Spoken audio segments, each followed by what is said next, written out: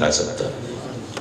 اگر فاران کی چوٹیوں سے صدا آ رہی ہے کہ میں اللہ کا نبی ہوں، اور ادھر قادیان کے جنگلوں میں بھی کوئی بول رہا ہے میں بھی نبی ہوں، تو ایک عام آدمی کیسے پہچانے گا کون صحیح ہے کون غلط ہے؟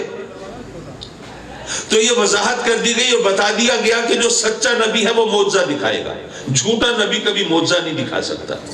اچھا، معجزہ ویسے تو ہماری زبان کا لفظ ہے، ہم اس کا مفہوم سمجھتے ہیں. میں شرعی نزاکتوں کی طرف زیادہ نہیں جاتا، کیونکہ میں صرف بات سمجھانا چاہتا ہوں. بول چال میں ہم استعمال کرتے ہیں. بارش ہو رہی ہے، ایک کھیت پورا سیراب ہو گیا، ایک کھیت پورا خشک ہو رہا، ہم کہیں گے کمال بھی معجزہ ہو گیا. اسی طرح کوئی گاڑی ہمیں نظر آئی بری طرح تباہ شدہ، دیکھنے میں لگتا ہے کہ اس میں جو بھی شخص ہوگا بچا نہیں ہوگا، لیکن ہمیں بتایا گیا کہ اس میں جو بندے سوار تھے کسی کو خراش بھی نہیں آئی، تو آپ کہیں گے کمال ہے بھائی معجزہ ہو گیا. یعنی جو چیز عقل میں نہ آئے، جس کی کوئی سائنٹیفک ریزننگ نہ دی جا سکے، جس کی عقلی توجیہ پیش نہ کی جا سکے، جس کے سامنے ہماری عقل گھٹنے ٹیک دے، ہار مان لے، ہتھیار ڈال دے، وہ معجزہ ہوتا ہے. تو نبی معجزہ دکھاتا ہے، جھوٹا نبی معجزہ نہیں دکھا سکتا. نبی کو پہچانیں گے تو کلمہ پڑھیں گے، پہچانیں گے تو ایمان لائیں گے، پہچانیں گے تو ان کے فرامین کو مانیں گے. پتا چلا کہ پہچان جو ہے یہ پہلا قدم ہے، یہ پہلا زینہ ہے، یہ ابتدا ہے نا. اب ابتدا کہاں سے ہو رہی ہے؟ معجزے سے. نبوت کی ابتدا معجزے سے ہوتی ہے، اور معجزہ وہ چیز ہے جو عقل انسانی میں نہیں آتا. یارو پتہ یہ چلا کہ نبوت کی ابتدا وہاں سے ہوتی ہے جہاں عقل انسانی کی انتہا ہوتی ہے. نبوت کی ابتدا وہاں سے ہوتی ہے جہاں عقل انسانی کی انتہا ہوتی ہے. اور یار لوگ بھی خوب ہیں، نبی کو اپنی عقل کے ترازو میں تول رہے ہوتے ہیں، اپنی عقل کے پیمانے سے ناپ رہے ہوتے ہیں. مجھے ویسے تو اعتماد ہے کہ میرا جو آڈینس ہے، جو مجمع ہے، یہ باشعور اور سمجھدار لوگوں کا ہے. تو ذرا چند منٹ کی، 5-7 منٹ کی یہ جو گفتگو ہے، یہ ذرا خاص طور پر توجہ طلب ہے. اور یہ اگر آپ سمجھ گئے تو بہت سی الجھنیں سلجھ سکتی ہیں. حضرات مکرم، ہمارا ایمان ہے کہ جو اسلام ہے، ہمارا دین مذہب ہے، سچا مذہب ہے، اس میں کوئی بھی چیز عقل کے خلاف نہیں ہے. لیکن ایک چیز ذہن میں رکھیں، کسی چیز کا عقل کے خلاف ہونا اور چیز ہے، اور عقل میں نہ آنا یہ اور چیز ہے. بھئی آپ میں سے کوئی دوست کہے کہ یار میری عقل میں نہیں آتا جہاز کیسے اڑتا ہے، تو کوئی ساتھی کہہ دے گا بھائی تمہاری عقل میں آئے یا نہ آئے، جہاز تو اڑ رہا ہے. تمہیں اگر سمجھنا ہے کہ جہاز کیسے اڑتا ہے تو تم جاؤ، اسکول جاؤ، کالج جاؤ، یونیورسٹی میں جاؤ، ایرونوٹیکل انجینئرنگ کی تعلیم حاصل کرو، تو شاید تمہیں بھی پتہ چل جائے جہاز کیسے اڑتا ہے. لیکن اگر تمہاری عقل میں نہیں آتا تو اس کا مطلب یہ نہیں ہے کہ تم جہاز کے اڑنے کا انکار کر دو، جہاز تو اڑ رہا ہے نا. کسی چیز کا عقل کے خلاف ہونا اور بات ہے، عقل میں نہ آنا اور بات ہے. ہمارا ایمان ہے کہ سچے مذہب کی کوئی بات عقل کے خلاف نہیں ہو سکتی، لیکن سوال یہ ہے کس کی عقل کے خلاف نہیں ہو سکتی. کیا ہر ایک کی عقل برابر ہے؟ ہر ایک کی عقل تو برابر نہیں ہے. اچھا، آپ کسی شخص کے بارے میں کہہ سکتے ہیں کہ یہ دنیا کا ذہین ترین شخص ہے، جو چیز اس کی عقل میں آ جائے گی بس وہ ٹھیک ہے، اور جو اس کی عقل میں نہیں آتی وہ غلط. کسی شخص کے بارے میں آپ کہہ سکتے ہیں؟ آج تک کوئی ایسا پیمانہ میری معلومات کے مطابق ایجاد نہیں ہوا جو عقل کو صحیح طور پر ناپ سکے. آئی کیو لیول چیک کرنے کے مختلف طریقے ہوتے ہیں، لیکن چلیے فرض کیجئے آج آپ فیصلہ کر بھی لے کہ اس وقت دنیا کا ذہین ترین شخص یہ ہے، لیکن یہ کیسے کہیں گے کہ اس سے زیادہ ذہین کبھی پیدا نہیں ہوا تھا، یہ آئندہ نہیں ہوگا؟ یہ کیسے کہہ سکتے ہیں؟ تو عقل کا پیمانہ کیا ہے، معیار کیا ہے؟ ذرا یہ سمجھ لیں گے تو شاید ہمارا ایمان بھی تازہ ہو، ہماری منزلیں بھی آسان ہوں. دیکھیے انسان کے پاس علم حاصل کرنے کے دو ذریعے ہیں. ایک اس کے حواس ہیں، سینسز. ہم دیکھ کے علم حاصل کرتے ہیں، سن کے علم حاصل کرتے ہیں، چکھ کر علم حاصل کرتے ہیں، سونگھ کر علم حاصل کرتے ہیں، چھو کر علم حاصل کرتے ہیں. ٹھیک ہے نا؟ اب کوئی کپ پڑا ہو چائے کا، بھئی یہ ٹھنڈا ہے یا گرم ہے، تو ظاہر ہے گھورتے رہنے سے تو پتہ نہیں چلے گا. ذرا ہاتھ لگائیں گے، ٹچ کریں گے، پتہ چل جائے گا. چائے پھیکی ہے یا میٹھی ہے، اس کو کان ناک میں ٹپکانے سے تو پتہ نہیں چلے گا، بلکہ انگلی گھمانے سے بھی پتہ نہیں چلے گا. اس کو چکھیں گے، زبان بتائے گی کہ پھیکی ہے یا میٹھی ہے. تو کچھ چیزیں ہیں علم حاصل ہوتا ہے سینسز کے ذریعے، حواس کے ذریعے، اور کچھ چیزیں ہیں جو ہماری حواس کی گرفت میں نہیں آتی، وہ ہم عقل کے ذریعے جانتے ہیں. دیکھیے کہیں سے دھواں اٹھ رہا ہے، دھواں دیکھا ہے، آگ نہیں دیکھی، لیکن عقل بتاتی ہے کہ دھواں اٹھ رہا ہے، آگ تو ہوگی. اگر کہیں سے آپ کو پانی بہنے کی آواز آ رہی ہے تو آپ نے دیکھا تو نہیں پانی، لیکن پانی بہنے کی آواز آ رہی ہے تو پتہ چل رہا ہے کہ قریب کہیں پانی ہے. پیاس لگی ہو تو آدمی اس کے رہنمائی حاصل کر سکتا ہے. تو یارو جو چیز حواس کی گرفت میں نہیں آتی وہ عقل کے ذریعے جانتا ہے. لیکن یاد رکھو کہ حواس کے ذریعے جو علم حاصل کرتے ہیں وہ سیکھنے کی ضرورت نہیں پڑتی. بچہ پیدا ہوا، نومولود بچہ ہے، 1-2 دن کا ہے، 8-10 دن کا بچہ ہے، ابھی اسکول کالج نہیں گیا، یونیورسٹی نہیں گیا، ابھی آپ نے اس کے لیے کوئی ٹیوٹر بھی نہیں رکھا، لیکن وہ ہفتے 2 ہفتے کا بچہ بھی جانتا ہے کہ مٹھاس کیا ہے اور کڑواہٹ کیا ہے. میٹھی چیز رکھیں گے مزے سے کھا لے گا، کڑوی چیز زبان پہ رکھیں گے تھوک دے گا، رو دے گا. وہ 2 ہفتے کا بچہ بھی جانتا ہے کہ سردی کیا ہے، گرمی کیا ہے. سردی لگے گی بیچارہ ٹھٹھے گا، چیخے گا، پریشان ہوگا، اور اماں اسے اپنی آغوش میں لے کے گرمی پہنچائے گی تو آرام سے پرسکون ہو کے سو جائے گا. وہ 2 دن کا بچہ بھی جانتا ہے کہ شور کیا اور خاموشی کیا ہے. شور مچے گا تو ڈر کے گھبرا کے خود بھی بیچارہ شور مچائے گا، اور خاموشی ہوگی تو سکون سے وہ بھی سو جائے گا. تو یارو جو سینسز کے ذریعے علم حاصل کرتے ہیں، حواس کے ذریعے، وہ سیکھنے کی ضرورت نہیں پڑتی. لیکن جو علم عقل کے ذریعے حاصل کیا جاتا ہے وہ سیکھنا پڑتا ہے. کوئی بتاتا ہے 2 اور 2 4 ہوتے ہیں، کوئی سکھاتا ہے کہ نیلا اور پیلا رنگ ملا دیا جائے تو سبز رنگ بن جاتا ہے. عقل سیکھنے سے آتی ہے. ہم نے عقل کس سے سیکھی؟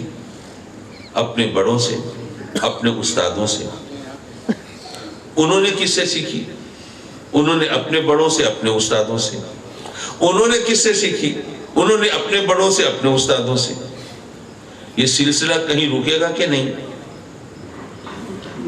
حضرات محترم، ایک بات یہ بھی سمجھتے چلیے کہ ہمارے حواس غلطی کرتے ہیں.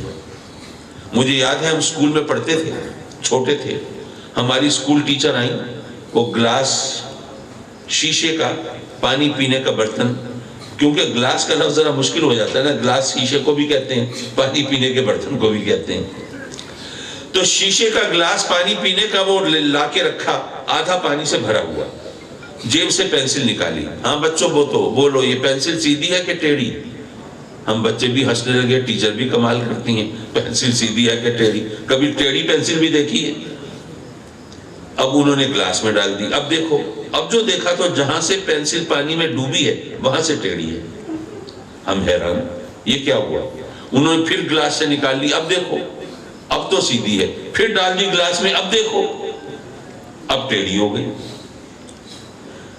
کبھی آپ کو تجربہ ہوا ہوگا، جناب ٹرین پہ جا رہے ہیں، پلیٹ فارم پہ ٹرین رکی، اب ہم پلیٹ فارم پہ کھڑے ہیں، ٹرین میں بیٹھے ہیں، اتنے میں 7 والی لائن پہ ایک اور ٹرین آ کے کھڑی ہوئی. اب اس ٹرین کی طرف دیکھ رہے ہیں، جائزہ لے رہے ہیں مسافروں کا. اتنے میں لگا کہ اپنی ٹرین چل پڑی. گھبرا کے سوچا، ساتھی گیا تھا پلیٹ فارم پہ، آیا نہیں آیا. پلیٹ فارم کی طرف دیکھا تو پتا چلا اپنی ٹرین کھڑی ہے اور 7 والی ٹرین چلی ہے. ایسا ہو جاتا ہے نا. رات کا وقت ہے، موٹر سائیکل پہ بچے کو سیر کرانے کے لیے چلے. بچے نے خوش ہو کے کہا، وہ دیکھیے کتنا مزہ آ رہا ہے، چاند بھی ہمارے ساتھ ساتھ سیر کر رہا ہے. اب آنکھ دیکھتی ہے کہ چاند چل رہا ہے، لیکن کیا واقعی چاند چل رہا ہے؟ پتہ چلا حواس غلطی کرتے ہیں. آنکھ غلط دیکھتی ہے۔ حضرات محترم، جہاں آنکھ غلط دیکھے تو آدمی کیا کرے؟ پھر کس چیز پہ اعتبار کرے؟ اپنی آنکھوں دیکھی بات کو جھٹلانا پڑ رہا ہے۔ یار لوگوں نے کہا کہ قادمی صاحب آپ اتنے پریشان کیوں ہیں؟ آپ تو ماشاءاللہ ذہین آدمی ہیں، عقل مند آدمی ہیں، آپ کی آنکھ اگر غلطی کرے گی تو عقل بتا دے گی کہ آنکھ نے غلط دیکھا ہے۔ سواری چل رہی ہے، چاند نہیں چل رہا۔ یہ پینسل ٹیڑھی نظر آ رہی ہے، ٹیڑھی ہوئی نہیں ہے۔ تو جہاں آنکھ غلطی کرے گی عقل رہنمائی کر دے گی، تو پھر آپ پریشان کیوں ہیں؟ میں سوچنے لگا کیا عقل غلطی نہیں کرتی؟ یارو اگر عقل غلطی نہ کرتی تو سارے عقل مند سیدھے سچے راستے پہ ہوتے، ان میں کبھی کوئی جھگڑا ہی نہ ہوتا، اختلاف ہی نہ ہوتا۔ لیکن یہاں سارا جھگڑا ہوتا ہی عقل مندوں میں ہے۔ بے وقوف تو ویسے ہی زندہ باد مردہ باد کے چکر میں پڑے رہتے ہیں۔ یارو پتہ چلا کہ عقل بھی غلطی کرتی ہے۔ یارو آنکھوں نے غلط دیکھا تھا، حواس نے غلطی کی تھی تو عقل نے رہنمائی کی تھی۔ جہاں عقل غلطی کرے گی اس کو سہارا کون دے گا؟ میں عرض کر رہا تھا کہ ہمیں عقل سیکھنے سے آتی ہے، ہم سیکھتے ہیں اپنے استادوں سے، اپنے بڑوں سے۔ لیکن اس دنیا میں آنے والا پہلا انسان، اس نے اپنے بڑوں سے، استادوں سے عقل نہیں سیکھی، وہ اللہ کا نبی ہے، اس نے براہ راست اللہ سے سیکھی ہے۔ آپ کی اور میری عقل غلطی کر سکتی ہے کہ ہم اپنے جیسے انسانوں سے سیکھتے ہیں، نبی غلطی نہیں کرتا، وہ براہ راست اللہ سے سیکھتا ہے۔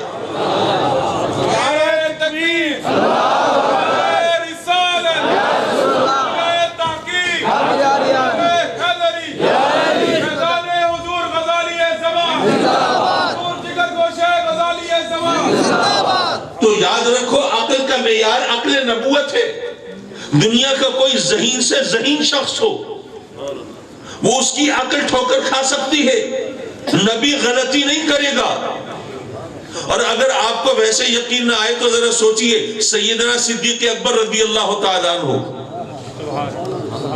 ان کو یہ لقب صدیق اکبر کا کب ملا؟ شب معراج کی صبح ہوتی ہے، آقا کریم میں سفر معراج کا ذکر فرماتے ہیں۔ وہ کافر سن کے وہ ہنسی اڑاتے ہیں، مذاق کرتے ہیں، لو جی یہ بھلا کیسے ممکن ہے؟ چلو ہمارے ہاتھ ایک ایسا ہتھیار آیا کہ ہم مسلمانوں کو چپ کرا سکتے ہیں، اب وہ کیسے کہیں گے یہ سچ کہتے ہیں؟ سب سے پہلے پکڑو نا ابو بکر کو، بڑی سائیڈ لیتے ہیں، اپنے نبی کی ساتھ کھڑے ہوتے ہیں، ہمیشہ ان کی صداقت کا وہ ذکر کر رہے ہوتے ہیں، علم اٹھا رہے ہوتے ہیں۔ اب ان سے پوچھتے ہیں کیسے کہیں گے کہ ان کے نبی نے یہ بھی سچ کہا ہے؟ صدیق اکبر کو گھیر لیا۔ ہاں بھئی ابو بکر ذرا بتاؤ تو، اگر کوئی شخص کہے کہ میں راتوں رات مسجد حرام سے چلا، مسجد اقصیٰ پہنچا اور نہ جانے کہاں کہاں سے گھوم پھر کر راتوں رات واپس آ گیا، کیا خیال ہے یہ بات کہنے والا سچا ہوگا کہ جھوٹا ہوگا؟ سیدنا ابو بکر بھی غور فرماتے ہیں کہ آخر مجھے سے کیوں پوچھ رہے ہیں، کسی اور سے پوچھ لیتے، کوئی چکر ہے صحیح۔ فرماتے ہیں پہلے یہ بتاؤ یہ فرمان ہے کس کا؟ جب کافر دیکھتے ہیں کہ بتائے بغیر بات بنے گی نہیں تو مجبوراً کہتے ہیں کہ دیکھو جس کے نام کا کلمہ پڑھتے ہو، جس کو اللہ کا نبی مانتے ہو، جس کی صداقت کا چرچا کرتے ہو، ان کا عالم یہ ہے، یہ بات کہی، اب تم بتاؤ یہ بات ہو سکتی ہے؟ سیدنا صدیق اکبر نے کیا جواب دیا؟ کیا یہ فرمایا کہ تم تو کافر ہو، تم ثقہ راوی تو ہو نہیں، تمہاری بات کا کیا اعتبار؟ ذرا میں جاؤں بارگاہ رسالت میں، ذرا پوچھ لوں، استفسار کر لوں، تصدیق کر لوں، پھر بتاؤں گا۔ یہ تو نہیں کہا، بلکہ فوراً کہا کہ جب میرے آقا کریم کا فرمان ہے تو میں گواہی دیتا ہوں آقا کریم نے یہ سفر کیا ہے۔ جب صدیق اکبر کی اس گواہی کی خبر بارگاہ رسالت میں پہنچی تو سرکار کی بارگاہ سے آپ کو صدیق اکبر کا لقب ملا۔ یارو ذرا سوچو، عدالت میں کوئی گواہ پیش ہوں، ایک گواہ کہتا ہے جی میرا خیال ہے کہ واقعہ ایسا ہوا ہوگا، دوسرا کہتا ہے میں نے سنا ہے کہ واقعہ یوں ہوا، تیسرا کہتا ہے میں نے دیکھا واقعہ یوں ہوا۔ عدالت کس کا اعتبار کرے گی؟ دیکھنے والے کا۔ گویا ورڈکٹ آف دا کورٹ، عدالت کا فیصلہ یہ ہے کہ سچ کا پتہ آنکھ سے چلتا ہے۔ اور ہم ابھی بات کر چکے کہ آنکھ غلطی کرے تو عقل سہارا دیتی ہے۔ اب میں آپ سے پوچھتا ہوں، صدیق اکبر نے گواہی دی سفر معراج کی، کیا انہوں نے آقا کریم کو معراج پر جاتے ہوئے دیکھا تھا؟ نہیں. پتہ چلا آنکھ کی گواہی نہیں تھی, آنکھ کی گواہی نہیں تھی. اچھا معراج کا سفر کیا عقل میں آنے والی چیز ہے؟ تو میں معجزہ ہے, اور معجزہ ہوتا وہ ہے جو عقل کو عاجز کر دے. پتہ چلا کہ عقل کی گواہی بھی نہیں تھی, نہ آنکھ کی گواہی ہے نہ عقل کی گواہی ہے, تو سیدنا ابوبکر کو سچ کیسے ملا؟ دراصل وہ یہ بتا رہے ہیں کہ اے لوگوں یاد رکھو, تمہاری آنکھ کچھ دیکھے, تجربہ مشاہدہ کچھ ہو, اور تمہاری عقل کچھ کہے, فہم و فراست کچھ کہے, اور نبی کچھ اور کہے, تو اپنی آنکھ کو جھٹلا دو اور اپنی عقل کا انکار کر دو اور نبی کی بات کو مان لو, تو تمہیں سچ مل جائے گا.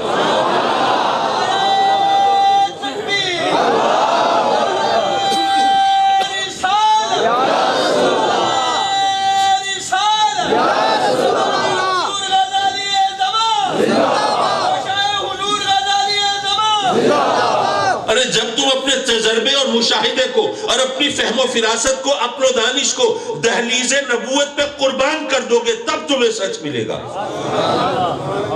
ورنہ تم سچ اور جھوٹ کے چکر میں پڑے رہو گے. حضرات مکرم, آپ نے کبھی دیکھا قرآن مجید کی ایک مشہور آیت علماء کرام اپنے خطبے میں تلاوت کرتے ہیں, اس پر کلام کرتے ہیں, یا ایھا الذین آمنو, اے ایمان والو, اتقوا اللہ, اللہ سے ڈرو, وکونوا مع الصادقین, اور سچوں کے ساتھ ہو جاؤ.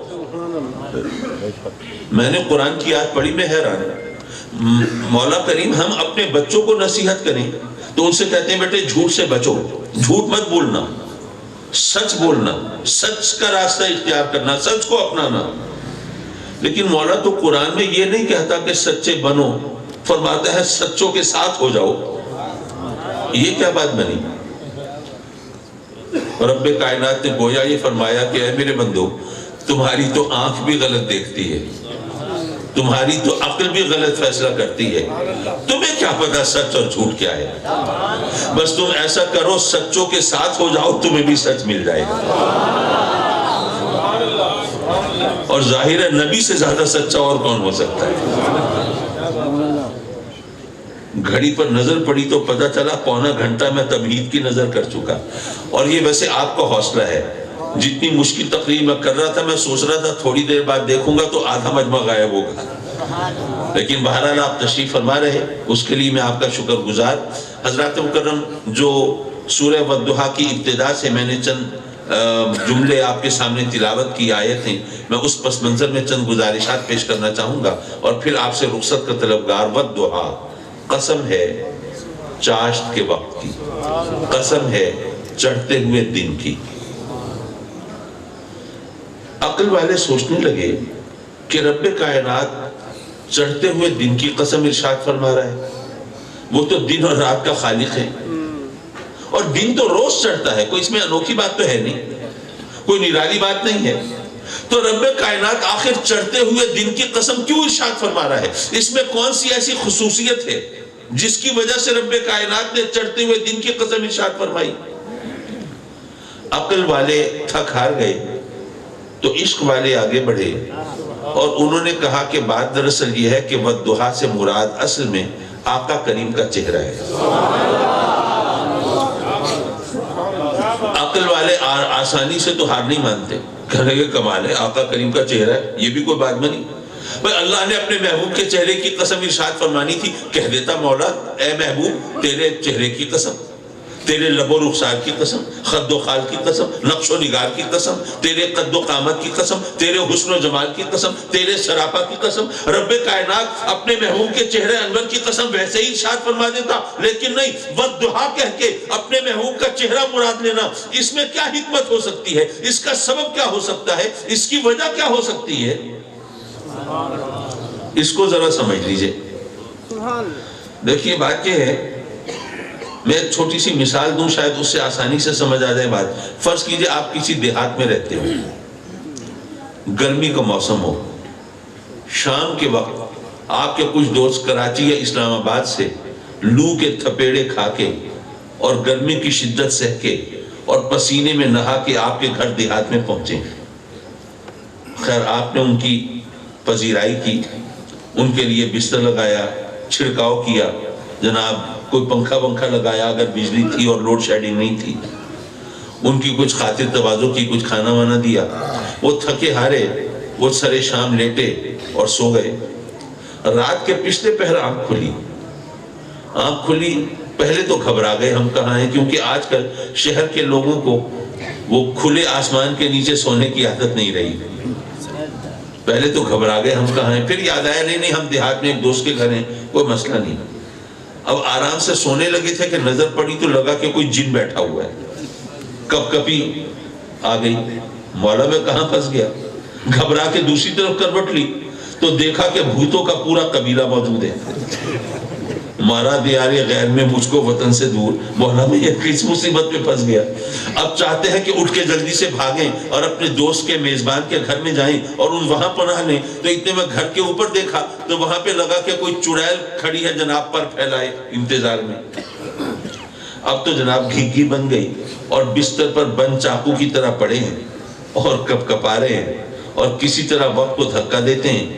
جب اندھیرے کی چادر پھٹتی ہے، شہنشاہ خاور کی سواری آتی ہے، سورج مکھڑا دکھاتا ہے اور ایک کرن چمکتی ہے اور آپ ڈرتے ڈرتے آنکھ کھولتے ہیں تو پتہ چلتا ہے کہ جس کو جن سمجھ رہے تھے وہ ایک جھاڑی ہے، اور جس کو بھوتوں کا قبیلہ خیال کر رہے تھے وہ ڈور ڈنگر گائے بھینسے بیٹھی ہیں، اور وہ آپ کے دوست کے چھت پر وہ کپڑے ٹنگے ہوئے تھے، سوکھنے کے لیے ڈالے ہوئے تھے، آپ سمجھ رہے ہیں کوئی چڑیل کھڑی ہے پر پھیلائی۔ رات کے اندھیرے میں جو چیزیں آپ کے لیے خوف اور دہشت کی علامت تھیں اور جنہوں نے آپ کا جینا حرام کر دیا تھا، جب روشنی ہوئی ہے، دن چڑھا ہے تو ان کی حقیقت کھل گئی ہے، مغالطے دور ہو گئے ہیں، غلط فہمیاں ختم ہو گئی ہیں۔ پتہ یہ چلا کہ جب دن چڑھتا ہے تو حقیقتیں اجاگر ہو جاتی ہیں، پھر کچھ چھپا ہوا نہیں رہتا۔ تو رب کائنات نے گویا یہ فرمایا کہ اے محبوب تیری آمد سے پہلے یہ دنیا ظلمت کدا تھی، یہاں پر تاریکیوں کی حکمرانی تھی، یہاں اندھیروں کا راج تھا۔ وَإِن كَانُوا مِن قَبْلُ لَفِي ضَلَالٍ مُبِينٍ، میں قرآن کی آیت کا ترجمہ کر رہا ہوں، اپنی طرف سے تو نہیں کہہ رہا۔ اے محبوب تیرے آنے سے پہلے تو یہاں ظلمت تھی، یہاں شرک کا اندھیرا تھا، یہاں کفر کی ظلمت تھی، یہاں پر گمراہی کی تاریکی تھی۔ اے محبوب تو آیا ہے تو یہ اندھیرا چھٹا ہے، تو آیا ہے تو سورج طلوع ہوا ہے اور دن نکلا ہے۔ لیکن ظاہر ہے کہ لوگ آسانی سے نہیں مانتے، کہنے لگے کہ جناب یہ عجیب بات کر دی آپ نے، آپ کے کہنے کا مطلب ہے کہ آقا کریم تشریف لے آئے، اب دن نکل آیا، تاریکی ختم ہو گئی، تو اب اس کا مطلب یہ ہوا کہ اب کفر تو نہیں ہوگا، شرک تو نہیں ہوگا، اب گمراہی تو نہیں ہوگی۔ لیکن کیا آج بھی کافر نہیں ہیں؟ کیا مشرک نہیں ہیں؟ کیا گمراہ نہیں ہیں؟ اگر ہیں تو پھر دن چڑھنے کا کیا مطلب؟ میں عرض کروں گا اس کو دو انداز سے سمجھ سکتے ہیں آپ۔ پہلی بات یہ کہ اگر سورج نکلا ہوا ہو، دن کا وقت ہو، اور آپ کسی بیسمنٹ میں تہخانے میں جا کے چھپ جائیں جہاں پہ روشنی کی کرن نہ گزرے، تو سورج کا قصور ہے۔ قصور ہوگا تو آپ کا کہ آپ نے روشنیوں سے رشتہ توڑ لیا اور اندھیروں سے آپ نے مفاہمت کر لی۔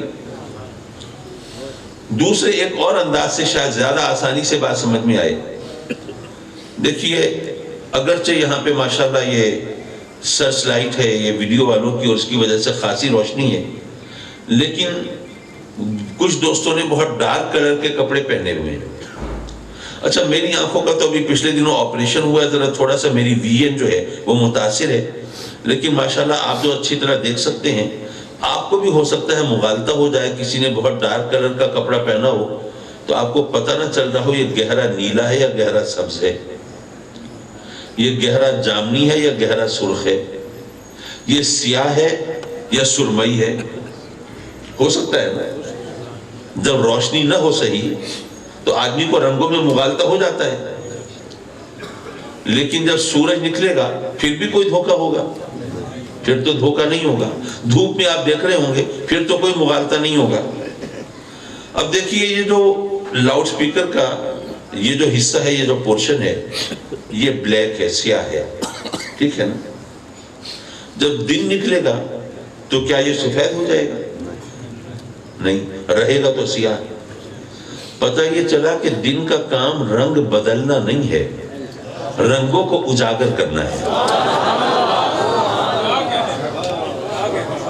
جب سورج نکلا ہے تو کفر کفر ہی رہے گا، شرک شرک ہی رہے گا، لیکن مغالطہ نہیں ہوگا، دھوکہ نہیں ہوگا.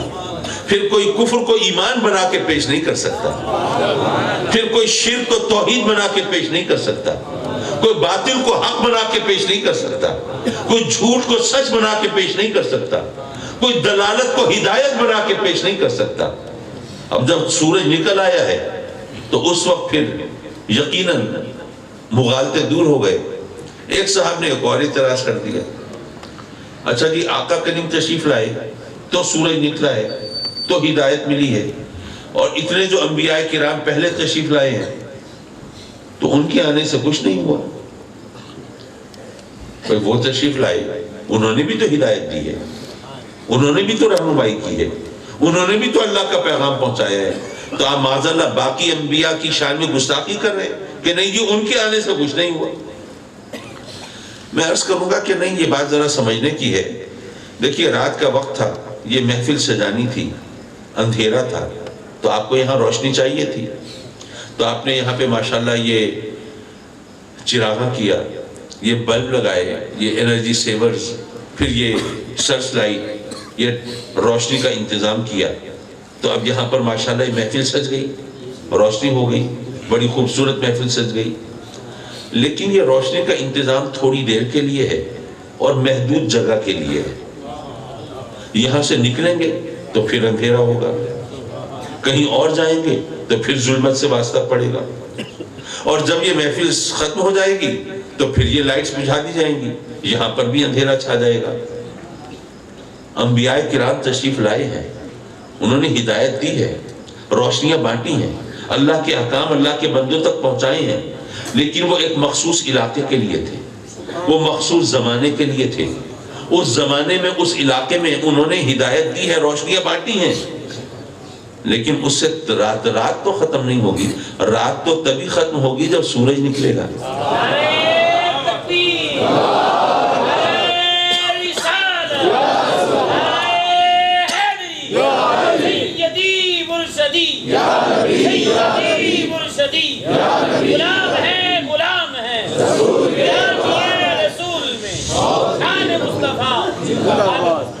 اچھا یہاں پر اگر سورہ والضحیٰ کی شان نزول ذرا سامنے رکھیں تو ایک اور خوبصورت مفہوم بھی سامنے آتا ہے.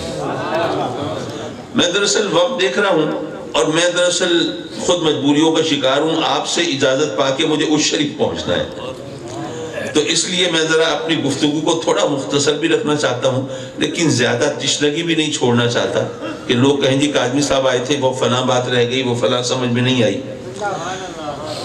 ایک دفعہ ایسا ہوا آقا کریم حضور علیہ السلام پر وحی آنے کا سلسلہ موقوف ہو گیا، کئی دن گزر گئے وحی نہیں آئی. اب میں اس کے ساری کہانی نہیں سنا رہا، صرف نتیجے تک پہنچ رہا ہوں. اب وہ جو کافر تھے انہوں نے جناب بغلے بجانا شروع کی، شور مچانا شروع کیا، آوازیں کسنا شروع کی، ٹھٹا کرنا شروع کیا. لو جی گل مک گئی، بات ختم ہو گئی، ہماری مشکل آسان ہو گئی، مسئلہ حل ہو گیا. کیا ہوا بھائی؟ لو جی اللہ جو ہے مسلمانوں کے نبی سے ناراض ہو گیا. کہا اچھا تمہیں کیسے پتا چلا بھائی؟ تم پر کوئی وحی آئی ہے؟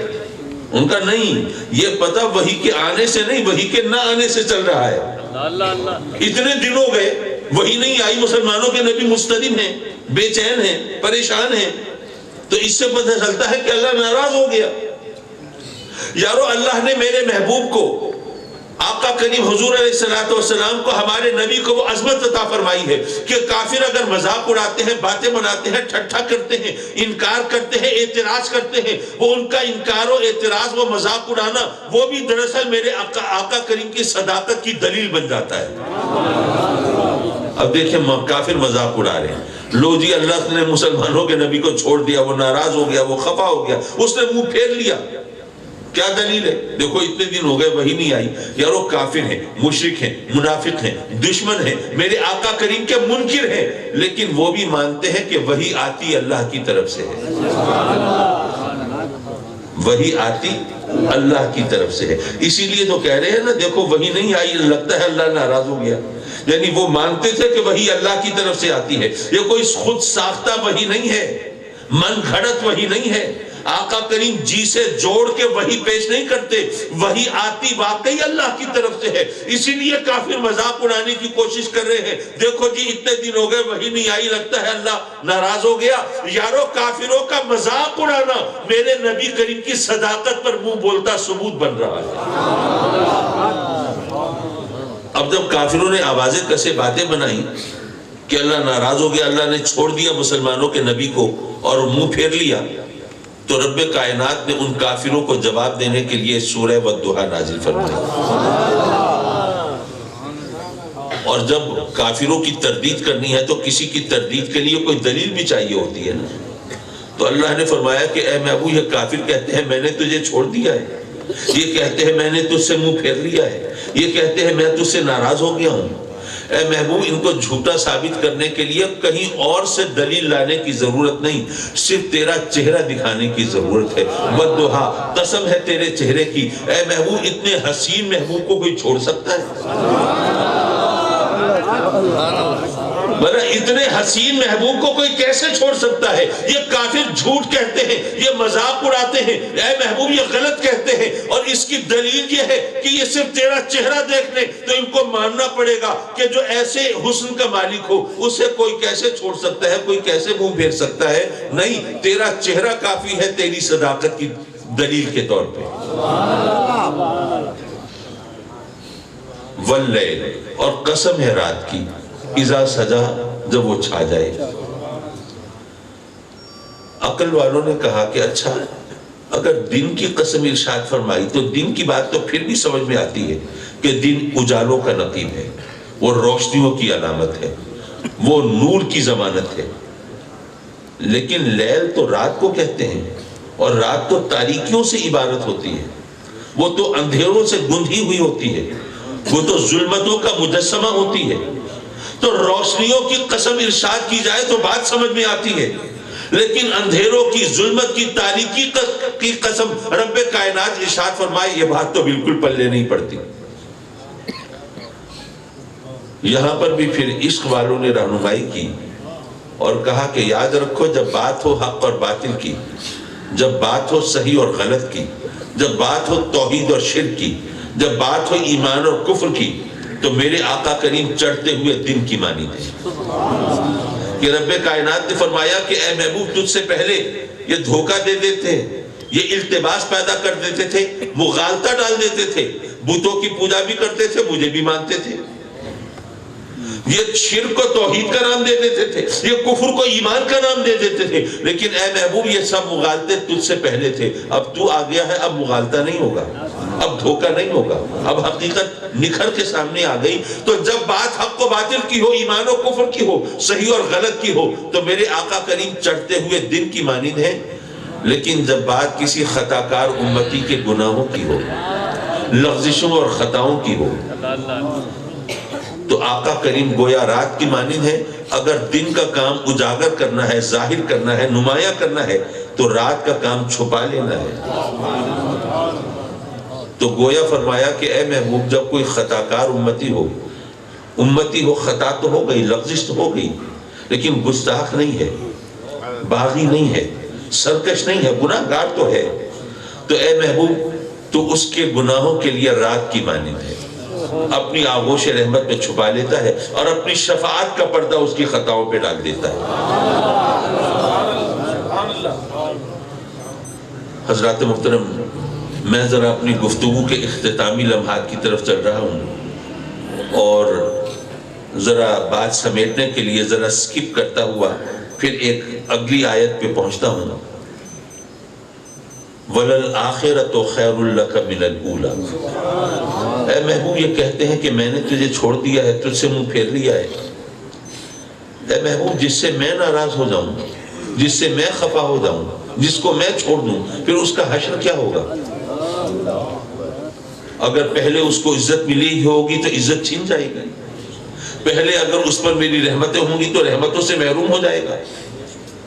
لیکن اے محبوب جس سے میں ناراض ہو جاؤں اس کے لیے ہر آنے والا لمحہ ذلت و رسوائی کی خبر لائے گا، اس کے لیے تباہی و بربادی کی خبر لائے گا، اس کے لیے زوال کی خبر لائے گا۔ لیکن اے محبوب تیری شان تو یہ ہے کہ ہر آنے والا لمحہ تیرے لیے عروج کی خبر لاتا ہے، بلندی کی خبر لاتا ہے، بہتری کی خبر لاتا ہے، فضیلت کی خبر لاتا ہے۔ ہر آنے والا لمحہ گزشتہ لمحے سے بہتر ہے۔ ارے جس سے میں خفا ہوں اس کے لیے یہ کیسے ہو سکتا ہے؟ اس کے لیے تو ہر آنے والا تباہی اور بربادی لائے گا، اور تیرے لیے ہر آنے والا فضیلت و شرف لے کے آتا ہے۔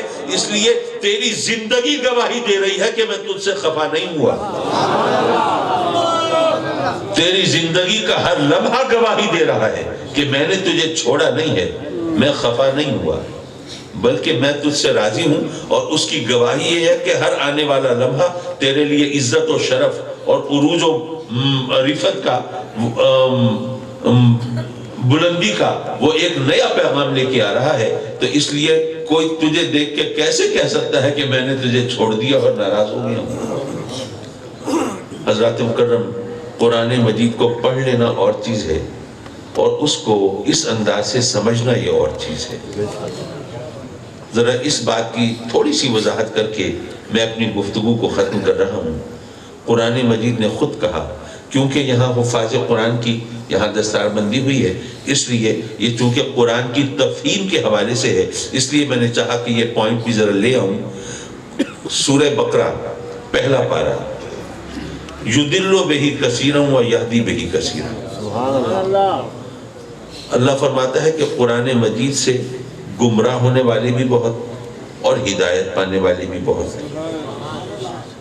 ذرا آپ خود سوچئے، اگر یہ قرآن کی آیت نہ ہوتی، یہ اللہ کا فرمان نہ ہوتا، یہ ارشاد ربانی نہ ہوتا، یا کسی شخص نے ویسے ہی اپنی طرف سے کہا ہوتا کہ قرآن پڑھ کے گمراہ ہونے والے بہت، تو آپ کیا حشر کرتے اس کا؟ سوچنے کی بات ہے نا۔ ہم کہتے ہیں یہ قرآن پڑھ کے کوئی گمراہ ہو سکتا ہے، یہ قرآن کی شان میں گستاخی کر رہا ہے، قرآن کی تحقیر کر رہا ہے، قرآن کی معاذ تذلیل کر رہا ہے، یہ کہتا ہے قرآن پڑھ کے ہدایت کوئی گمراہ ہو سکتا ہے۔ قرآن تو مینارہ نور ہے، یہ سرچشمہ رشد و ہدایت ہے، اور یہ منبع علم و حکمت ہے، قرآن پڑھ کے کوئی گمراہ کیسے ہو سکتا ہے؟ لیکن اب قرآن خود کہہ رہا ہے، اب کیا کریں؟ اب یہاں پر بظاہر آدمی لڑکھڑانے لگتا ہے، ڈاما ڈول ہونے لگتا ہے، لیکن اگر آپ غور کریں تو یہ آیت قرآن کی صداقت کے منہ بولتا ثبوت ہے۔ وہ کیسے؟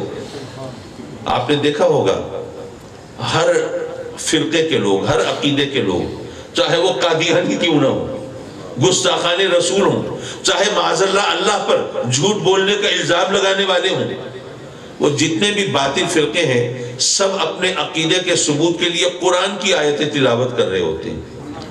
اور ایک سیدھا سادہ آدمی سوچ رہا ہوتا ہے یار یہ مولوی ہیں، قرآن پڑھ رہے ہیں، اب میں کیسے ان کا انکار کروں؟ لیکن رب کائنات نے 1500 سال پہلے بتا دیا تھا کہ اے میرے بندو، جو بھی قرآن پڑھے آنکھیں بند کر کے اس کے پیچھے مت چل پڑنا کہ قرآن پڑھ رہا ہے۔ ہر قرآن پڑھنے والا ہدایت یافتہ نہیں ہوتا۔ یہ قرآن نے خود بتا دیا کہ قرآن پڑھ کے گمراہ ہونے والے بھی ہیں اور قرآن پڑھ کے ہدایت پانے والے بھی ہیں۔ تو جو قرآن پڑھ پڑھ کے تمہیں اپنی طرف بلا رہا ہو، اس کے پیچھے چلنے سے پہلے، پیروی کرنے سے پہلے، نقش قدم کو اختیار کرنے سے پہلے اور اس کا عقیدہ قبول کرنے سے پہلے یہ ذرا دیکھ لینا، قرآن تو پڑھ رہا ہے لیکن قرآن سے اس کو ہدایت ملی ہے یا گمراہ ہو گیا ہے؟ مولا اب یہ فیصلہ ہم کیسے کریں؟ ہماری اوقات کیا ہے؟ ہم کیسے فیصلہ کر سکتے ہیں؟ یہاں تو ماشاءاللہ جو بھی عالم ہے وہ اپنی جگہ 52 گز کا ہے، وہ سب دوسروں کے اوپر فتوے لگانے والا ہے۔ ہم ایک سیدھے سادے مسلمان، ہم کیسے فیصلہ کریں کہ قرآن پڑھ کے کون ہدایت پا گیا، کون گمراہ ہو گیا؟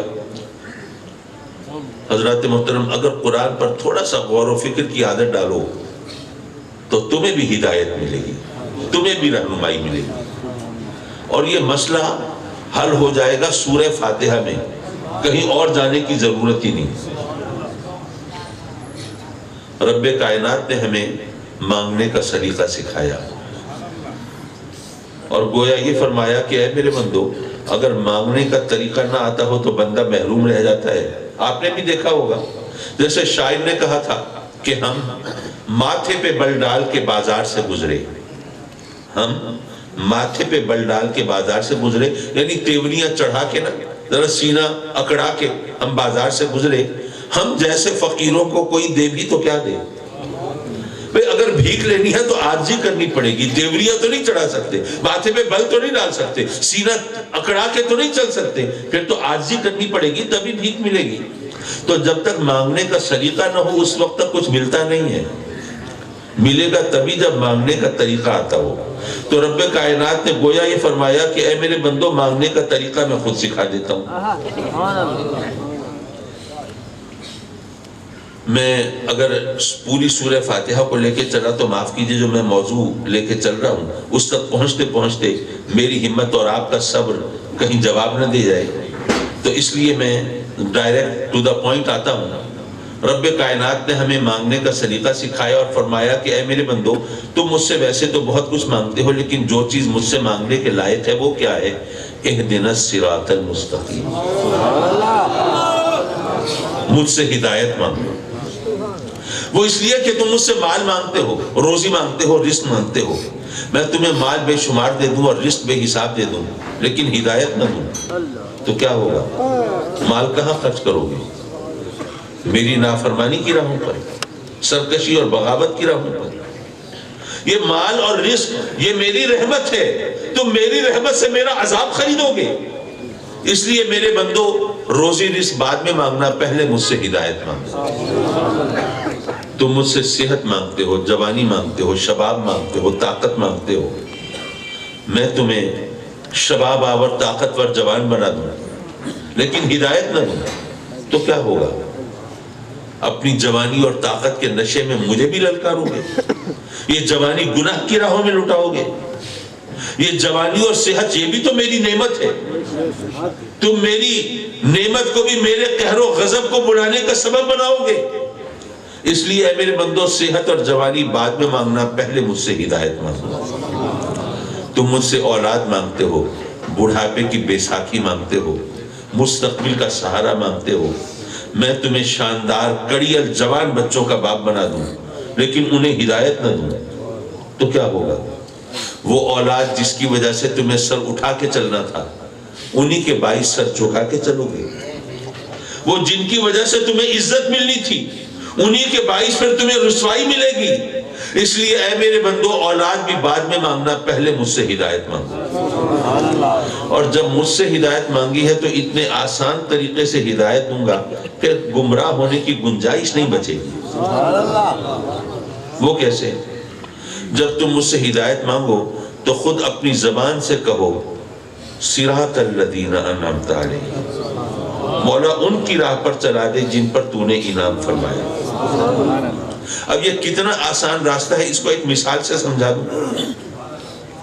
فرض کیجئے آپ کا کوئی عزیز آ رہا ہے لاہور ایئرپورٹ پر باہر سے اور آپ نے اس کو ریسیو کرنا ہے.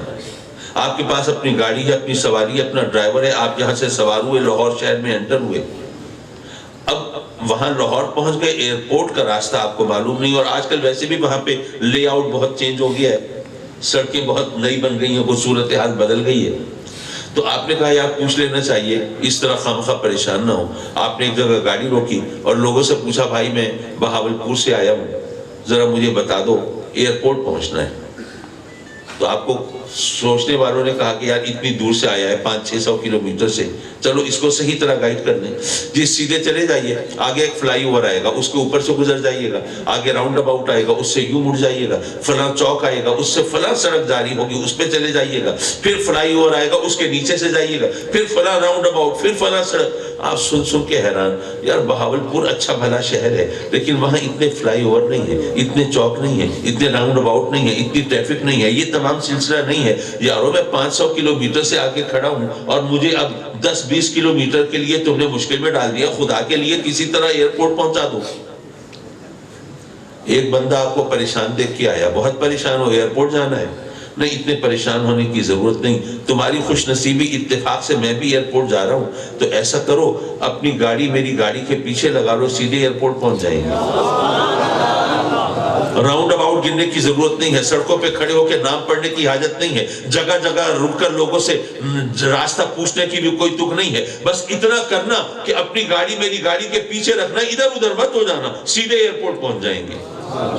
اللہ نے بھی فرمایا اے میرے بندو تمہیں ہدایت چاہیے نا، تمہیں کیا پتا ہدایت کا راستہ کون سا ہے؟ یہاں برگلانے والے بھی ہیں، بہکانے والے بھی ہیں، حرم شریف سے اٹھا کر لے جانے والے بھی ہیں اللہ رسول کی باتیں کرنے کے بہانے۔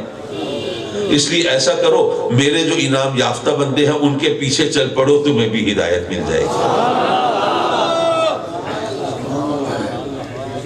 اچھا، اب انعام یافتہ بندے کون ہیں؟ یہاں تو ہر ایک کا دعویٰ ہے میں ہوں انعام یافتہ۔ دکاندار کہتا ہے مجھ پر انعام نہ ہوتا اتنی اچھی سیل اور بکری کیسے ہوتی، زمیندار کہتا ہے مجھ پر انعام نہ ہوتا اتنی اچھی فصل کیسے ہوتی، صنعتکار کہتے ہیں ہم پر انعام نہ ہوتا 1 کی 10 فیکٹریاں کیسے بنتی، اور چشم بدور سیاستدان بھی کہتے ہیں ہم پر انعام نہ ہوتا الیکشن میں کامیاب کیسے ہوتے، حکومت کیسے ملتی۔ یہاں تو ہر ایک کا دعویٰ ہے ہم ہیں انعام یافتہ۔ مولا کیسے فیصلہ کرے انعام یافتہ کون؟ رب کائنات نے گویا یہ فرمایا اے میرے بندو یہ مسئلہ ہے ایمان اور کفر کا، یہ مسئلہ ہے ہدایت اور گمراہی کا، یوں کہو یہ مسئلہ ہے زندگی اور موت کا، تو میں تمہاری ثوابدید پہ نہیں چھوڑتا، خود بتا دیتا ہوں میرے انعام یافتہ بندے کون ہیں۔ من النبیین والصدیقین والشہداء والصالحین، وہ نبی ہیں، صدیق ہیں، شہید اور صالح ہیں، یہ میرے انعام یافتہ بندے ہیں، ان کے پیچھے چلو گے تو ہدایت ملے گی۔ اچھا نبی تو نبی ہے، اس میں تو کوئی مغالطہ نہیں، صدیق، شہید اور صالح، ان تینوں کو ہم ولی کہہ سکتے ہیں، صدیق بھی ولی، شہید بھی ولی، صالح بھی ولی۔ تو سوال یہ ہے کہ ہم نبیوں اور ولیوں کے پیچھے چلیں گے تو ہدایت ملے گی، یہ قرآن بتا رہا ہے۔ صراط الذین انعمت علیہم، ہمیں ہدایت کب ملے گی؟ جب اللہ کے انعام یافتہ بندوں کے پیچھے چلیں گے۔ انعام یافتہ بندے کون ہیں؟ وہ نبی اور ولی ہیں۔ یارو مسئلہ تو حل ہو گیا۔ قرآن نے کہا یضل بہ کثیرا ویہدی بہ کثیرا، قرآن پڑھ کے ہدایت پانے والے بھی ہیں، گمراہ ہونے والے بھی ہیں۔ مولا ہدایت پانے والے کون، گمراہ ہونے والے کون؟ ہدایت ان کو ملے گی جو اللہ کے انعام یافتہ بندوں کے پیچھے چلیں گے۔ انعام یافتہ بندے کون ہیں؟ نبی اور ولی ہیں۔ پتہ یہ چلا کہ جو قرآن پڑھ رہا ہو ذرا یہ دیکھ لو یہ قرآن پڑھ کے کیا نبیوں اور ولیوں کے پیچھے چل رہا ہے؟ اگر ایسا ہے تو اس کو ہدایت ملی ہے، اس کی بات کو قبول کر لینا چاہیے، اس کے پیغام کو مان لینا چاہیے، اس کے عقیدے کو تسلیم کر لینا چاہیے۔ لیکن کچھ لوگ وہ بھی ہیں جو قرآن پڑھ پڑھ کے نبیوں اور ولیوں کے پیچھے چلنے کی بجائے ان کے پیچھے پڑ جاتے ہیں۔ قرآن پڑھ پڑھ کے لوگوں کو سبق دے رہے ہوتے ہیں، جی نبی سے بھی خطا ہو سکتی ہے، رسول بھی گناہگار ہو سکتا ہے۔ کبھی مثال دیتے ہیں سیدنا آدم علیہ السلام کی، کبھی ان کی ٹانگ ٹوٹتی ہے حضرت موسیٰ علیہ السلام پر، اور یارو کبھی کوئی جواب نہیں دیتا کہ ہمیں تو ہدایت ملتی تھی ان کے پیچھے چلنے سے، اگر یہ گمراہ ہو سکتے ہیں ہمیں ہدایت کیسے ملے گی؟ بہرحال ہمارے لیے مسئلہ حل ہو گیا۔ قرآن پڑھ کے ہدایت پانے والے بھی، گمراہ ہونے والے بھی۔ ہدایت کس کو ملے گی؟ جو قرآن پڑھ کے نبیوں اور ولیوں کے پیچھے چلتا ہے، ان کا عقیدہ صحیح، ان کا ایمان درست، ان کا پیغام قبول کرنا چاہیے۔ اور جو قرآن پڑھ کے نبیوں اور ولیوں کے پیچھے پڑ جاتا ہے، تانا زنی کرتا ہے، ان پر معاذ اللہ گمراہی کی تہمت لگاتا ہے اور ان کے گناہگار ہونے کے امکان کا اس بات کرتا ہے، یارو اس کو قرآن سے ہدایت کیسے مل سکتی ہے؟ اس لیے قرآن تو پڑھا ہے، لیکن یہ دیکھ لینا جس کے پیچھے چل رہے ہو اس کو قرآن سے ہدایت ملی ہے یا گمراہ ہو گیا ہے۔ وآخر دعوانا ان الحمد للہ۔ حضرات محترم، صرف ایک پیغام ہے آپ دوستوں کے لیے۔ ہمارے حافظ جنگٹا سعیدی صاحب کو ہم نے ذمہ داری سونپی تھی کہ یہ تنظیم السعید کی یہاں پہ رکنیت سازی کریں اور یہاں پر اس کو ذرا مضبوط بنانے کی کوشش کریں، کیونکہ تنظیم السعید جو ہے چیریٹی کے کام کے لیے، خدمت خلق کے لیے ہم بنا رہے ہیں۔ اب حافظ جنگٹا صاحب یہ کہہ رہے ہیں کہ جی میں بہت گھوما ہوں، ویسے حافظ صاحب کی صحت تو اجازت نہیں دیتی ہے زیادہ گھومے ہوں، لیکن بہرحال اپنی بساط کے مطابق بہت گھومے ہوں گے، تو یہ کہہ رہے ہیں کہ کچھ زیادہ لوگ اس کی طرف متوجہ نہیں، یہ چیریٹی کے کام کے لیے، خدمت خلق کے لیے۔ تو تو آپ انشاءاللہ اس کی رکنیت سازی کریں گے۔ دینی مدارس ہم نے قائم کیے ہوئے ہیں، درس و تدریس کا سلسلہ جاری ہے۔ بز میں ہدایت بنا کو سلام شمع بز میں ہدایت بنا کو سلام جس سہانی گھڑی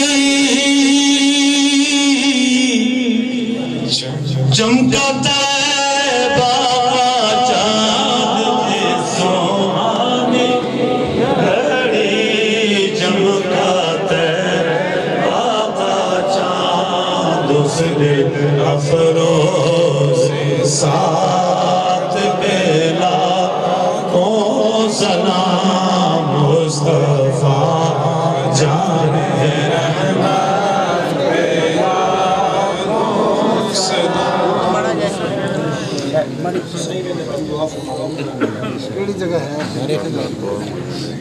جی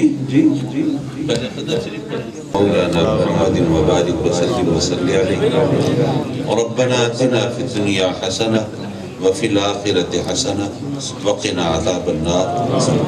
میرے مولا اپنے کرم سے اس مبارک نورانی محفل میں حاضری کو مقبول و منظور فرما، اس مسجد اور ادارے کو دن دگنی رات چوگنی ترقی عطا فرما، اور تیرے جو بندے مولا اس ادارے کی مسجد کی خدمت میں کوشاں ہیں انہیں دارین کی سعادتیں عطا فرما، دین و دنیا کی نعمتیں عطا فرما۔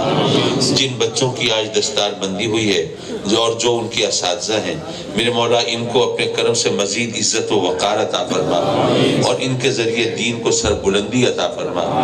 ہمارے حافظ جندوٹا سعیدی صاحب کو صحت عطا فرما، شفائے کاملہ عطا فرما، اور اپنے کرم سے دین کی، مسلک کی، مذہب کی خدمت کے لیے مزید ہمت و قوت عطا فرما اور مہلت عطا فرما۔ مولا یہ سب تیرے بندے تیری بارگاہ میں سوالی ہیں اور جھولیاں پھیلائے تیری رحمتوں کے منتظر ہیں۔ ان میں بہت سے دوست بیمار ہیں، کچھ دوستوں کے اہل خانہ بیمار ہیں۔ مولا میں سب کے نام نہیں جانتا، اور تجھ سے تو کچھ چھپا ہوا نہیں ہے۔ مولا بیماریوں کو ان کے گھروں سے دور دفع فرما دے، شفائے کاملہ عاجلہ عطا فرما دے۔ بالخصوص حضرت قبلہ پروفیسر منشا صاحب کے لیے دعا کریں، اللہ تعالیٰ ذل عاطفت دراز فرمائے اور فکر و عمل کی قوتوں کے ساتھ دادیر قائم رکھے، اور مولا کریم بیماری سے مکمل چھٹکارا عطا فرمائے۔ میرے مولا یہ تیرے بندے تیری بارگاہ میں سوالی ہیں، ان میں کچھ دوست غربت اور تنگی کا شکار ہیں۔ میرے مولا اپنے کرم سے ان کو فراخ روزی عطا فرما، اپنے سوا کسی کا محتاج نہ کرنا ملے۔ اور کچھ تیرے بندے مولا قرضے کے بوجھ تلے دبے ہیں، اور عجیب زمانہ آیا ہے، پہلے جنہوں نے قرضہ دینا ہوتا تھا وہ پریشان ہوتے تھے، آج کل جنہوں نے لینا ہوتا ہے وہ پریشان ہوتے ہیں۔ مولا یہ قرضہ لینے دینے والوں کی پریشانیاں دور فرما دے، اور ادائیگی کے لیے غیب سے کوئی بہانہ پیدا فرما دے، اور اپنے حبیب کے صدقے میں کثیر رزق عطا فرما دے۔ مولا کچھ تیرے بندے اولاد کی نعمت سے محروم ہیں، نہ جانے کب سے دعائیں مانگتے ہیں، آنسو بہا بہا کے التجائیں کرتے ہیں۔ اپنے کرم سے انہیں خوش نصیب اولاد دے دے، زندگی والی اولاد دے دے، نیک صالح فرزند عطا فرما، اور مولا جنہیں تو نے اپنے کرم سے اولاد کی دولت عطا فرمائی ہے انہیں اولاد کی خوشیاں دکھا دے، اولاد کے دکھ سے بچا لے، ہمارے بچوں کو ہمارے خوابوں کی تعبیر بنا دے، نیک راہوں پر استقامت دے دے، برے کاموں سے بچا لے، بری سوچوں سے بچا لے، اور بری صحبت سے بچا لے۔ میرے مولا ہمارے بھی پچھلے گناہوں کو معاف کر دے، اور آئندہ گناہوں سے محفوظ فرما لے، اپنے سجدوں کی لذت دے دے، اپنی عبادت کا ذوق دے دے، ہمارے وطن کی حفاظت فرما، تخریب کاری اور دہشت گردی سے نجات دے دے، پاکستان کو امن و سکون کا گہوارہ بنا دے۔ میرے مولا بے گناہ شہریوں کی جان و مال، عزت و آبرو کی حفاظت فرما، اور میرے مولا اسلامی جمہوریہ پاکستان میں کبھی ناموس رسالت پر حملہ ہوتا ہے، کبھی عقیدہ ختم نبوت پر آنچ آتی ہے۔ میرے مولا ہمیں ان سازشوں سے بچا لے، اور یہ سازشیں کرنے والوں سے بچا لے، اور ہمارے ایمان کی حفاظت فرما، اور ایمان پر ڈاکہ ڈالنے والوں کو مولا ان کا عبرتناک انجام دکھا دے، اور مولا اپنے کرم سے ہماری دعاؤں کو مقبول و منظور فرما۔ محض اپنے کرم سے، تجھ پر کسی کا زور نہیں چلتا میرے مولا، محض اپنے کرم سے ہماری دعاؤں کو قبول فرما لے۔ ہم نے جو مانگا ہے اپنی اوقات سے بہت بڑھ کے مانگا ہے، ہم کیا ہیں، ہماری اوقات کیا ہے، پر مولا تیری عطا سے زیادہ تو نہیں مانگا ہے، تیری رحمت سے زیادہ تو نہیں مانگا ہے مولا، جو مانگا ہے وہ بھی دے دے اور جو نہیں مانگ سکے ہیں وہ بھی عطا فرما۔ یہ ہمارے مفتی جاوید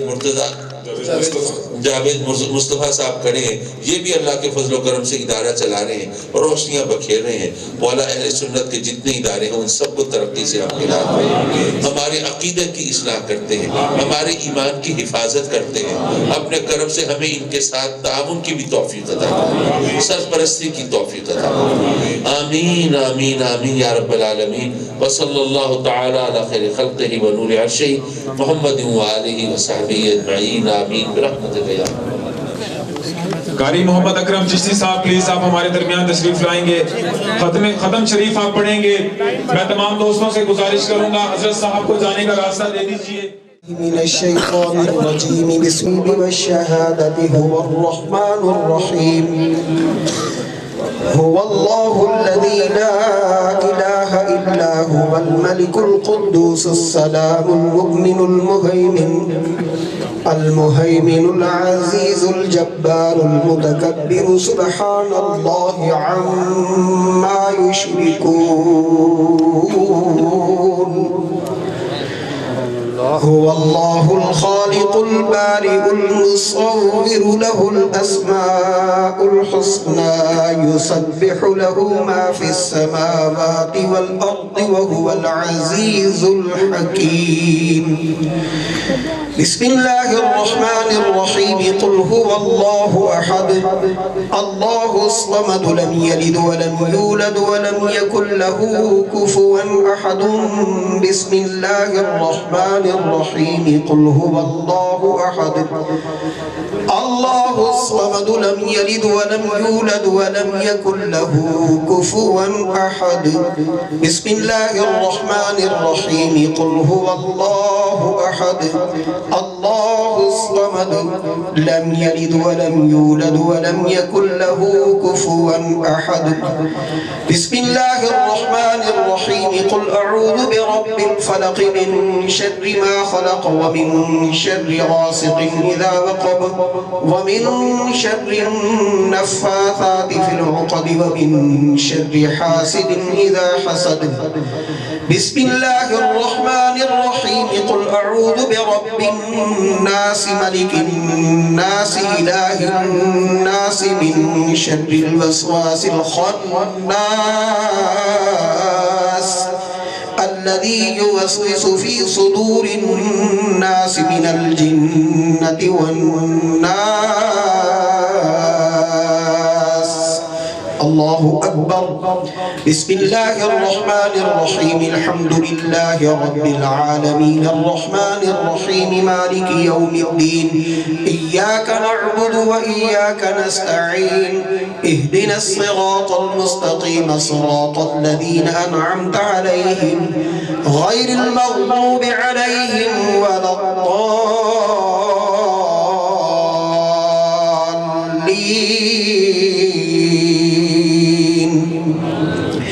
بسم الله الرحمن الرحيم ألف لام ميم ذلك الكتاب لا ريب فيه هدى للمتقين الذين يؤمنون بالغيب ويقيمون الصلاة ومما رزقناهم ينفقون والذين يؤمنون بما أنزل إليك وما أنزل من قبلك وبالآخرة هم يوقنون أولئك على هدى من ربهم وأولئك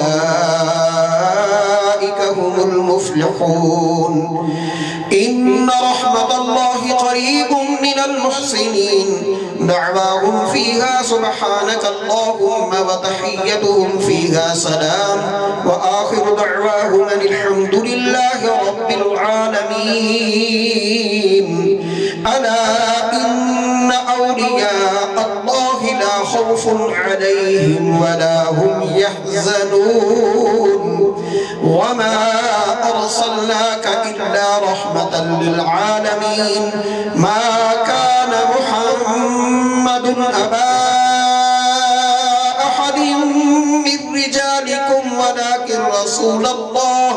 ولكن رسول الله وخاتم النبيين وكان الله بكل شيء عليما إن الله وملائكته يصلون على النبي يا أيها الذين آمنوا صلوا عليه وسلموا تسليما اللهم صل على سيدنا ومولانا محمد النبي الأمي وعلى آله وصحبه وسلموا تسليما سبحان ربك رب العزة عما يصفون وسلام على المرسلين والحمد لله رب العالمين الله أكبر لا إله إلا الله والله أكبر ولله الحمد وهو السميع العليم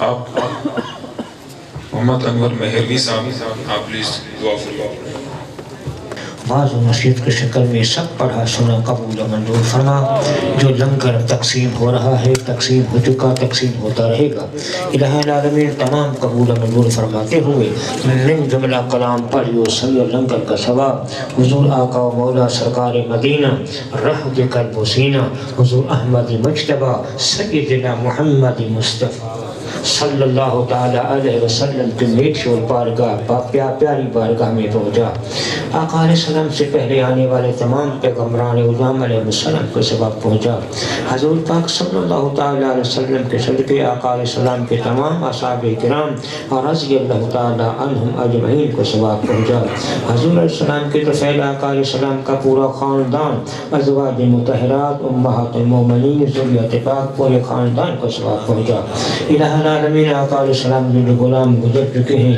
مزارات میں سو رہے ہیں الہ العالمین تمام کو ثواب پہنچا اور ہم سب کی دعائیں ان کے حق میں قبول و منظور فرما تمام کی مزارات کو جنت کی باغوں میں بہشت کی گلشیں بنا الہ العالمین یہ عمل یہ نیک کام اپنی بارگاہ میں قبول و منظور فرما الہ العالمین ہم سب کو دارین کی بھلائی عطا فرما حاضرین کی حال پہ رحم فرما جو ہمارے بھائی مجھ سمیت اپنے کرم سے تمام کو پورا فرما دے ہم سب کی صبر کے لیے دعا ہے ان کو علم نافع سمجھ کامل عطا فرما لہذا صحیح معنی علم پر عمل کرنے کی توفیق عطا فرما الہ العالمین ہم سب کو دارین کی بھلائی عطا فرما آمین آمین آمین اللہم صلی علی سیدنا و مولانا محمد مبارک وسلم لا الہ الا اللہ محمد رسول اللہ سارے منگتے رجے گلیاں تے بازار مغلے جنڈیاں دے نل سجے سونا آیا تے فاروقی گونارے وجے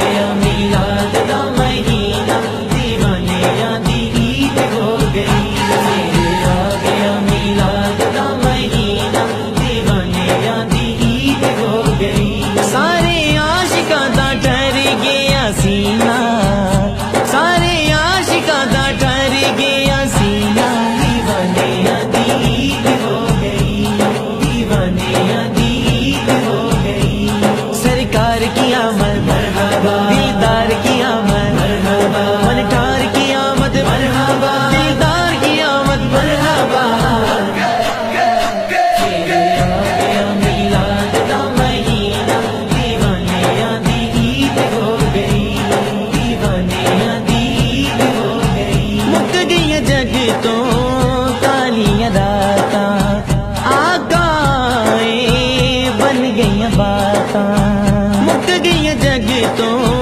کالیاں راتاں آقائے بن گئی باتاں پار لگ گیا او پار لگ گیا پار لگ گیا دیکھا دا سفینہ دیوانیاں دی عید ہو گئی دیوانیاں دی عید ہو گئی سرکار کی آمد مرحبا دلدار کی آمد مرحبا منٹار کی آمد مرحبا دلدار کی آمد مرحبا گیا میلاد دا مہینہ دیوانیاں دی عید ہو گئی دیوانیاں دی عید ہو گئی لگا دکھ تے جند کلی سی سادی ڈور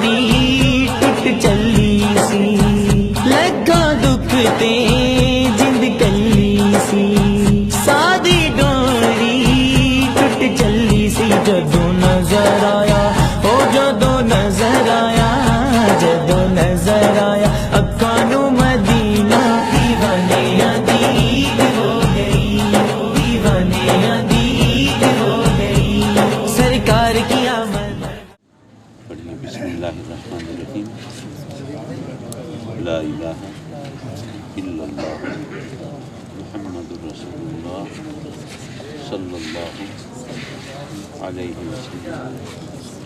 मैंने सच्चे दिल से तौबा की, मैंने सच्चे दिल से बैत की।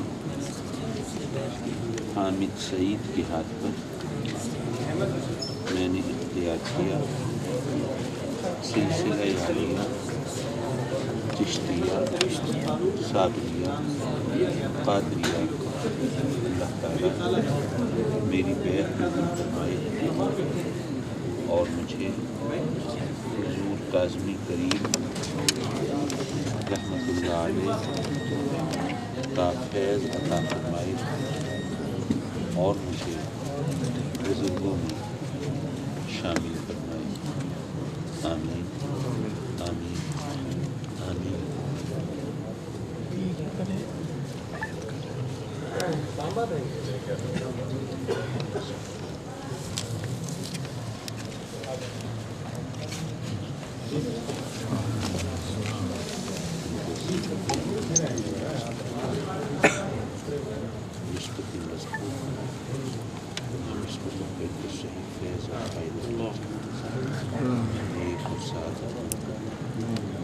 खुश नसीब